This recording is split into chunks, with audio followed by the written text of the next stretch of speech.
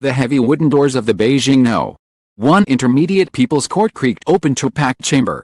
For months, the nation had waited for this moment. For the final trial that would decide the fates of those accused of orchestrating and carrying out a brutal murder of beloved actor and singer Menglong. Reporters jostled for position. Cameras clicked in a relentless rhythm. And the air inside the courtroom felt electric with anticipation and dread. Rows of uniformed officers lined the walls. Faces expressionless. Their presence a reminder that this was not just another trial, but the climax of one of the most scandalous and politically sensitive cases in modern Chinese entertainment history. At the front of the room sat the presiding judges. Their black robes stark against the polished mahogany bench. They were tasked with delivering verdicts in a case that had gripped not just China, but the entire world. A case that had exposed the dark underside of the entertainment industry and revealed connections between celebrity culture and powerful, unseen forces. In the dock sat the accused, Zhang Yuxuan. Rising actress whose tear-stained face was already splashed across front pages, Zhang Yuxuan, stone-faced. His eyes cold and unrepentant, and 12 others.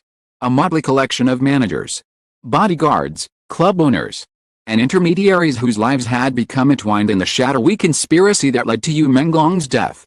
The indictment had been read months earlier, outlining a chilling narrative. Menglong, known for his kindness, talent, and refusal to compromise his integrity, had become a target of those who sought to control him. Behind the glittering facade of red carpets and television dramas lay a network of powerful figures who demanded obedience.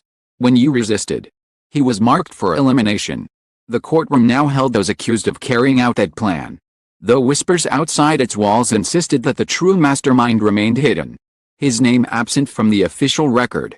Zhang Yuxuan was the first to face the judges. Her story had fascinated the public from the start. Once admired for her talent and charm, she had become infamous as her involvement in Yu's downfall came to light. Throughout the investigation, maintained a facade of denial, claiming ignorance and manipulation. But as evidence mounted, messages, eyewitness accounts, financial transfers, her role became undeniable. At trial, her defense shifted. Gone was the arrogance of an untouchable star. Instead, she presented herself as a broken woman, coerced into complicity, terrified of the men who held power over her. When the time came for her final statement, she wept openly, her hands trembling as she clutched the microphone. I was weak, she admitted, her voice cracking. I obeyed because I was afraid. I cannot undo what has been done, but I confess now. Please forgive me. Her confession, corroborated by documents and testimony, detailed how she had helped lure Yu into situations where he could be controlled, manipulated, and ultimately silenced. She described meetings in luxury clubs in Beijing's Chaoyang district, secret gatherings in villas outside Hangzhou. When she realized that Yu was no longer a rising star but a marked man, the court weighed her words carefully. Chinese law is harsh in cases of murder. Death penalty loomed over her. But the judges acknowledged her cooperation, her willingness to provide details that strengthened the case against the others. In a dramatic moment, the presiding judge announced that her sentence would be reduced from death to life imprisonment. Gasps echoed through the chamber. Some cried injustice, others relief. Zhang collapsed into her seat, sobbing, knowing she had narrowly escaped execution but condemned to spend the rest of her life behind bars. If Zhang's trial was a drama of remorse, Zhang Yuxuan's was a chilling display of defiance. Unlike Zhang, he did not cry or plead. His posture was rigid, his gaze steady, as if daring the court to do its worst. The evidence against him was damning, phone records showing calls to unidentified high-ranking contacts, financial transfers traced to shell companies linked to the entertainment underworld, testimony from accomplices who described him as the one who relayed orders. While Zhang had been a pawn, Zhang was the messenger, the enforcer.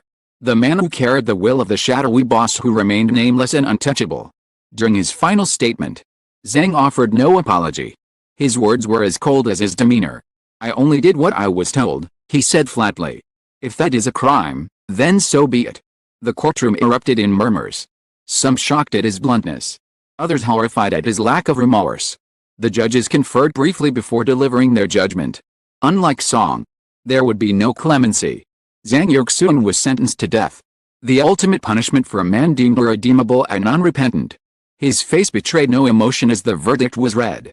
He stood stiffly, nodded once, and returned to his seat. For him, the trial was over. And so was his life. The 12 remaining defendants represented the machinery that had facilitated the crime. Some were managers who manipulated contracts and schedules to isolate you. Others were club owners who arranged the private gatherings where he was coerced. Still others were bodyguards who ensured compliance and eliminated threats. Their roles varied. Their guilt was undeniable. The sentences reflected that range: 7 years for those whose involvement was minor, 25 years for those who had directly obstructed justice or destroyed evidence. Among them, Yu's former manager received one of the harshest sentences, 20 years, for orchestrating the cover-up and attempting to bribe witnesses into silence. As each verdict was read, the courtroom rippled with emotion. Families of the accused wept, some shouting protests before being silenced by guards.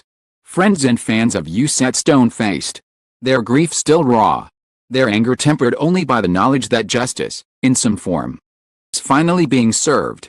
Yet beneath the surface, there was no sense of closure. The gavel may have fallen, but the shadow of the boss lingered over every word. The prosecutors had hinted at the existence of this powerful figure, the one who had issued the order that Zhang Yuxuan carried out. But his name was absent from the indictment. His face never shone in court. It was as though the trial had been designed to punish the visible while protecting the invisible. Reporters whispered about political connections, billion-yuan investments tied to entertainment conglomerates in Shanghai, about figures too entrenched in power to be touched. The sense of the true mastermind hung over the chamber like a storm cloud, a reminder that justice had not yet been fully delivered. Outside the courthouse, crowds gathered, chanting slogans, photographs of Yu Menglong, lighting candles in his memory. They had come not only to witness the end of the trial but to demand the beginning of something larger, a reckoning with the forces that had corrupted their industry and taken the life of a man who represented kindness in a cruel world. Police patrolled the perimeter, wary of the crowd's passion. But the demonstrations remained peaceful.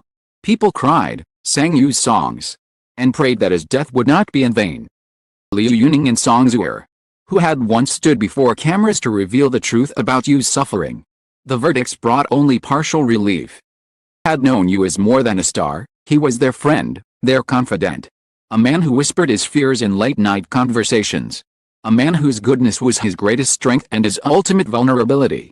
Watching Song Yiren sentenced to life and Zhang Yuxuan condemned to death did little to ease their grief. They understood, as many did. The trial had punished some but not all. That the true battle lay not in the courtroom but in the shadows beyond it. They drew to a close, the judges rose. The officers escorted the convicts away, and the spectators filed out into the gray Beijing afternoon. The courthouse stood silent once more. Questions it had raised lingered in every whispered conversation, every headline, every social media post that escaped censorship. Was justice truly served? Or had the trial merely offered a performance? A carefully orchestrated spectacle to appease the public while shielding those who truly orchestrated Yu's murder? Perhaps, lay not in the courtroom but in the corridors of power. In the private clubs of Shanghai's Bund, the villas of Hangzhou, in the unseen hands that moved the pieces of this deadly game. For now, all that was known was this: the gavel had fallen. The sentences delivered. But the story of Yu Menglong's murder was far from over. The gavel had fallen. The sentences declared. But the echoes of the trial lingered long after the courtroom emptied. Beijing's No. 1 Intermediate People's Court, so alive with tension during the announcement of the verdict, stood in silence. Its marble halls emptied of the weeping relatives, furious reporters, and stunned spectators who had filled it hours earlier. Yet outside, in the streets, the trial's aftermath pulsed with raw emotion. Crowds lit candles in front of makeshift memorials, chanting Yu Menglong's name, their voices rising against a cold air of a Beijing evening. Some carried posters demanding justice. Others clutched photographs of Yu smiling in happier times. The trial was over, but the hunger for truth had only grown. Yiren's fate was sealed. Once a bright young star, she had been reduced to a shadow of herself, her fame eclipsed by scandal and betrayal. As officers led her from the courtroom, her sobs echoed down the corridor. Cameras captured her pale face, the tear-streaked cheeks, the way her hands trembled as she was shackled and escorted into the prison van waiting outside. Days later, she was transferred to a women's prison in Hebei province. Fortress surrounded by barbed wire and armed guards. There, she would spend the rest of her life. Name synonymous not with success but with complicity. She had escaped death. But she had not escaped infamy. For Zhang Yuxuan, there was no such reprieve. The verdict of death carried a finality that hung over him like a noose. He was returned to the Beijing Municipal Detention Center, where he awaited the date of his execution. Unlike Zang, Zhang betrayed no emotion. Guards described him as silent, mechanical. His meals without comment. Staring at the ceiling of his cell for hours on end. To some, stoicism was chilling. A reminder that he had accepted his role not merely as a pawn but as a soldier who had carried out the orders of his boss. To others, it was tragic. The image of a man who knew too much and had been marked for elimination long before the trial began. His execution date was not announced publicly. Insiders whispered it would come quickly, before his silence became too dangerous to preserve. The 12 others sentenced alongside them were scattered into different prisons across the country, their names fading into obscurity as the headlines focused on the larger story. Managers, bodyguards, club owners, facilitators, all reduced to mere footnotes in a narrative dominated by Yu's death and the elusive figure of the mastermind. Their sentences ranged from 7 to 25 years, each proportional to their role in the conspiracy. For them, prison was not just punishment but erasure. Final act in a story designed to conceal more than it revealed. But the story would not die so easily. Weeks following the trial, journalists and fans began to dig deeper into the unanswered questions. Who was the boss? Why had Zhang Yuxuan spoken so openly of following orders yet never once named the man who gave them? Why had prosecutors avoided pursuing this threat in court? The official narrative was clear: justice had been served, the perpetrators punished, and the case closed. Yet the public refused to accept closure. For them, the absence of the mastermind was proof that the trial had been carefully managed, that the court had punished the visible while shielding the invisible. Began to swirl about the identity of the boss. Some pointed to entertainment tycoons in Shanghai, men who controlled billion-yuan investments in film and television. Others whispered of political figures in Beijing, individuals with ties so deep to both government and industry that their names could never appear in court documents. Anonymous sources claimed that Zhang Yuxuan had acted as a direct liaison between Yu's tormentors and a figure whose influence stretched across multiple provinces. Lack of official confirmation only fueled speculation. Meanwhile, public anger refused to dissipate. Trials continued outside Yu Menglong's former residence in Shanghai's Jing'an district, where fans left flowers, tears, and candles. At Hangdian World Studios, where Yu had spent countless hours filming, colleagues set up a permanent shrine in his honor, decorated with posters, scripts, and stills from his dramas. In Guangzhou and Shenzhen, rallies erupted demanding that the government investigate the mastermind. Online, hashtags like "Justice for You" and "Unmask the Boss" trended repeatedly, only to be censored within hours. Censorship could not silence the grief or the rage. Fans found ways to bypass restrictions, using coded language and images of candles to keep the movement alive. International media intensified their coverage. CNN aired a special report titled "The Idol Who Died for the Truth," featuring interviews with fans and cultural critics. BBC published an investigation into the darker side of Chinese celebrity culture, while Japanese and Korean outlets ran features comparing Yu's fate to other entertainment scandals in Asia. Human rights organizations included Yu's case in their annual reports, citing it as evidence of systemic abuse and censorship. Scandal had transcended borders, becoming a symbol of how fame could be both a blessing and a curse. Inside China, however, the pressure mounted. Journalists who dared to investigate the mastermind faced harassment. Some reported anonymous threats. Others found their families followed. Were taken down, websites blocked. Those who persisted were silenced in subtler ways, job offers withdrawn, credentials revoked, reputation smeared. It's clear that the same forces that had silenced Yu in life were still at work, determined to bury the truth of his death. Truth has a way of resurfacing. Weeks after the trial, leaked documents began circulating online. They included financial records linking Zhang Yuxuan to companies registered in offshore havens, companies that in turn were tied to entertainment conglomerates in Shanghai. More damning were the transcripts of intercepted messages, allegedly between Zang and an unidentified contact, which he reported, "The job is done. The problem is solved." Though unverified, the leaks reignited speculation that the boss was not merely an industry tycoon, but a figure whose reach extended into politics and finance. His family, the trial brought little comfort. They had sat quietly in the courtroom as the sentences were read, their grief etched into their faces. Afterward, released a short statement: "We thank the court for holding those involved accountable. But this is not the end. One who ordered our son's death remains free. Until he is found, justice is incomplete." Words struck a chord with millions. Liu Yuning and Song Zuer, whose closest friends, continued to speak out despite the risks, appeared in interviews with foreign media, their voices steady but laced with sorrow. "He was a good man," Liu said. "He was kind, generous, and honest. He didn't deserve to die. We cannot let his story be rewritten by those who fear the truth," Song echoed him, adding, "The sentences mean nothing if the one who gave the order is still in the shadows. We will not stop speaking until the truth is fully revealed." Courage inspired many, but also placed them in danger.